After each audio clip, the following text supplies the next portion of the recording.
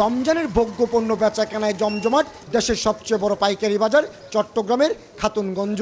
চট্টগ্রাম বন্দর দিয়ে আমদানি করা পণ্য 1 ঘন্টার কম সময়ে চলে আসছে এই বাজারে। ট্রাকের দীর্ঘ সারি এবং অসহনীয় যানজট এই তথ্যই জানান দিচ্ছে।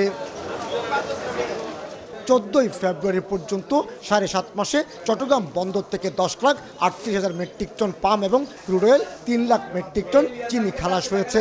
চলতি অর্থ বছরের এই সময়ের মধ্যে 17 ধরনের প্রয়োজনীয় পণ্য থেকে চট্টগ্রাম কাস্টম হাউজে শুল্ক পেয়েছে 47,438 কোটি টাকা। রমজান উপলক্ষে যে আমদানি হয়েছে এটা অবশ্যই বাজারে ইতিবাচক প্রভাব পড়বে এবং সরবরাহ অবশ্যই যথেষ্ট রয়েছে এবং ক্রেতাদের কাছে দাম এটা নাগালের মধ্যেই থাকবে। জানুয়ারি মাসে পাইকারি পর্যায়ে সাধারণ মানের ছোলা 65 থেকে 70 টাকা এবং ভালো মানের ছোলা 74 থেকে 75 টাকায় বিক্রি হলো, এখন তা বিক্রি হচ্ছে 80 থেকে 85 টাকায়।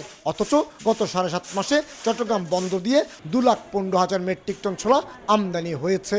সরবরাহ বন্ধ ছিল চট্টগ্রাম পৌরের জটিলতার কারণে, সেই কারণে প্রায় প্রত্যেকটি ছোলার মান বেঁধে 5 থেকে 6 টাকা দাম বেড়েছে। তো আমরা আশা করছি সেটির দাম এখন সরবরাহ শুরু হয়েছে, আশা করছি সামনে সেটির দাম সহনীয় পর্যায়ে চলে আসবে।